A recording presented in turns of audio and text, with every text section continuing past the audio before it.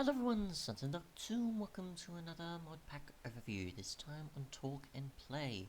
A modpack that is a small bit packed modpack with a bit of tech from Enderar and Immersive Engineering, to dimension mods like Twilight Forest, and then certain other magic focused stuff like Thorncraft and Britannia, and you've got more OP focused like Draconic Evolution, storage with storage drawers, and a map mod with Genie Map, as well as obviously 2 upgrades and other such with Tinkers.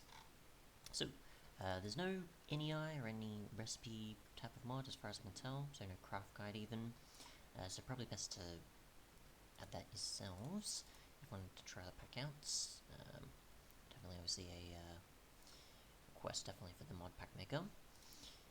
But otherwise, you've got obviously Thorncraft, which adds in obviously a bunch of different magic elements, different trees, different blocks for research, or doubling with clusters and certain other stuff, along with lamps for animals, crops, certain other things.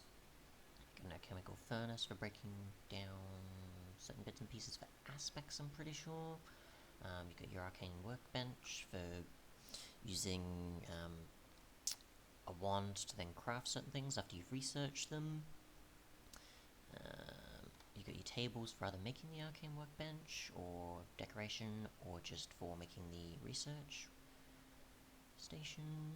You've got your wands for using different aspects to then cast spells once you've researched them. You've got your different wand cores and caps. You've got your aspects, you've got your foci pouch, and different foci that do different things, from lighting things on fire to harvesting the world, or traveling through the world, I guess. And then you've got a bunch of other things like the ability to see what aspects certain things are from, or see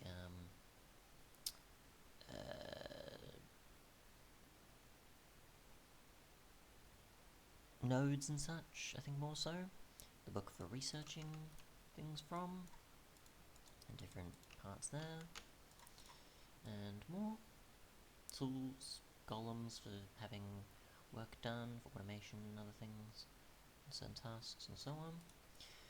Draconic Evolution, adding in tools, armor, and more, along with its sort of power aspects that are more end-game. And you've got its blocks and such as well. This is more sort of tech-focused-ish and such, but obviously more endgame-like once you've gotten certain things set up with Immersive or Enderio. You've got Immersive, adding in different ores along with multi-block focused structures. So you've got also some generators, some capacitors for storage. You've got scaffolding and other aspects to make larger multi-blocks for an arc furnace, I think in this version exists, along with certain other stuff.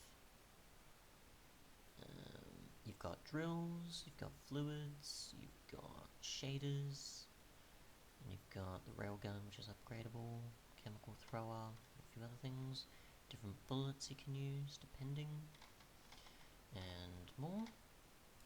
You've got Britannia, using magical tech aspects with flowers to do different things, along with obviously some flowers for decoration or dyes.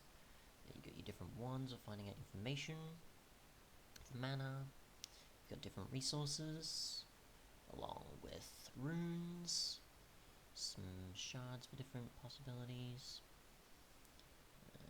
spawner aspects, living wood. You've got your petal apothecary for putting water and petals in to get certain results. You've got different vials of different things, pendants and more. Armor, tools, music discs, rings that have special abilities, tiaras that have special abilities as well, I'm pretty sure. And then a bunch more stuff. Lenses and flares and a ton of other decor blocks and things. Enderio adds in obviously a bunch of machines for ore processing. You've got tanks, you've got generators for putting fluids in the zombie generator, to solar panels. You've got the ability to work things for inventories, the ability to get enchantments easily with an enchanter, different alloys, multiple different types of conduits, which you can also put in the same place for power, redstone, items, fluids, and otherwise, along with armor, tools, and so on, and glider aspects, as well as teleporting across the world and more, capturing mobs with vials, and so on. You've got storage drawers, which are pretty much a way of storing multiple things in one block, so you can hold up to 8 stacks per drawer there, but it's 2x2, so you can hold 2 different types of things there, so cobble or netherrack, for example, instead of just only cobble and then having a higher stack storage size, along with upgrades, keys for security, and more. You've got Tinker's materials here, with a bunch of different patterns for what tool components you want, along with what materials you want to make things out of, whether it be an alloy, a metal, or something from the nether. And you've got your other components for metal ones, compared to say stone or wood or other materials like slime. You've got some different hearts to upgrade your health, backpack, and more. You've got your different tools, from picks to shovels to axes and hoes combined into one. You've got ones that break through armor, or throwable daggers, cutlasses, frying pans, signs, and more. Ones that can cut down trees easily, ones that can do 3x3 of mining ores or stone, to dirt, sand, and otherwise, and other combat focused. And then you've got your different components there. You've got your different blocks for things like slime islands, along with just decoration, ore berries to get nuggets for ores that grow.